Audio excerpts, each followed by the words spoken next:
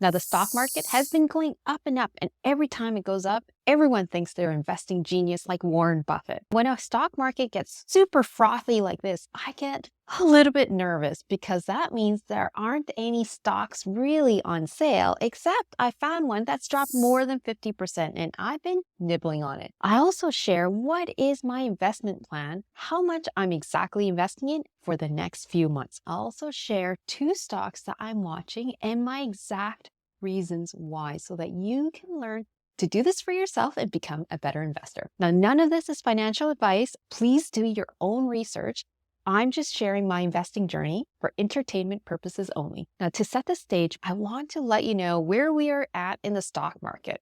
One indicator that I use just to check the gauge and the sentiment of the market is the fear index. And there is extreme greed right now. That always makes me scared because I don't like investing when everyone else is so excited about the stock market, because that means a lot of prices are overvalued. So you're probably wondering, the stock market is so frothy. Where are all the deals? If you're like me, who's a bargain hunter, I'll share some good news. Market downturns actually happen every single year. Now, I know this might be scary for a beginner investor, but you got to take advantage of high quality companies and invest in them when basically the rest of the stock market is going to crap. We've had so many market downturns. It happened during the COVID crash, it happened during 2021, and happened again in 2022. The market downturns happen every single year, but they don't last forever. Looking at the S&P 500, which is reflective of the 500 of the biggest companies in the United States, a market drop of 5% happens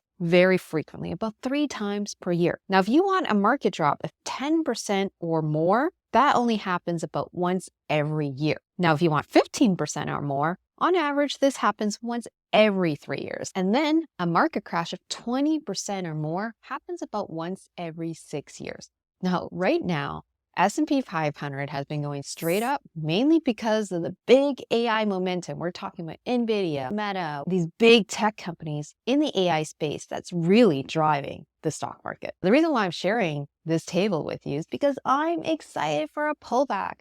It's been so frothy. There's for sure going to be at least one pullback of at least 10% this year, and that's when there's going to be more opportunities. It's like as if when you go to the mall and your favorite shoes go on sale, you know when it's a good price, and that's the same with the stock market. Now, the 2 companies I've been investing in lately over the past month, first one is VFV, which is 500 of the biggest companies in the United States market. Now, as much as the market's super frothy, I'd rather be in than be out, because we are at the beginning stages of a bull market. Bull market meaning the stock is going to go up. And on average, a bull market can last years and years. The S&P 500 in the long run has had great returns, and this is proven for decades and decades. And that's why I've been investing every single month into VFV. Now, VFV is great if you have Canadian cash lying around. You could just dump it into VFV, which is buying 500 of the biggest companies. If you have US funds, you can buy the United States equivalent, which is VOO. But because the stock market is getting frothy, I'm not investing a whole lot in the past month. But there is one particular company that's dropped more than 50% that's caught my eye, and that is Tesla.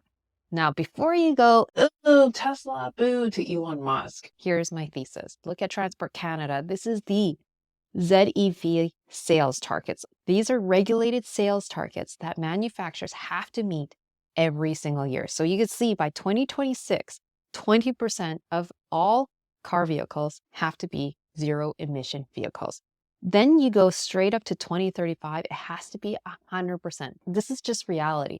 More and more electric vehicles are coming onto the roads. And there's no denying the leader of electric vehicles is Tesla. But that's not the only reason why I'm investing in Tesla. I believe Tesla is a leader in AI when it comes to full self-driving. It's building robotics. It's building even a cheaper electric vehicle, which means there's going to be much more demand, and it meets, well, all the regulations that Transport Canada has on zero emission vehicles. Now, the biggest risk to Tesla is Elon Musk. Now, Elon Musk is a risk in itself. Why? Because his tweets can send the company dropping dramatically. But if you can't take Elon Musk's tweets or news headlines or all the general bad news about Tesla, it's going to cause a ton of anxiety to you holding on to this company. Personally, for me, I'm very comfortable holding on to Tesla. I am very confident with the engineering, with the management of that company, with the execution, with the growth in electric vehicles, in robotics, in full self-driving. It's just a matter of when. It's short-term pain for long-term gains. But if you're looking for a boring company where you don't have to worry if it goes up or down or anything, well, Tesla is definitely not it. One last thing, Apple just canceled their electric vehicle, which I think this is great news for Tesla. As promised, here's my investment plan for 2024. Every single month, I'm going to invest at least $5,000 into the stock market. $1,000 is going into 500 of the biggest companies in the stock market, which is represented by the S&P 500.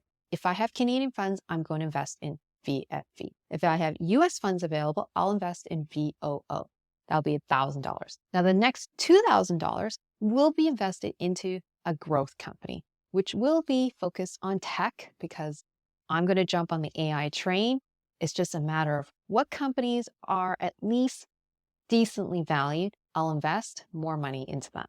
Then the next $2,000 is going to be invested into very boring dividend growth companies, which are companies that are very stable, that are dinosaur companies that just spit out money every single year.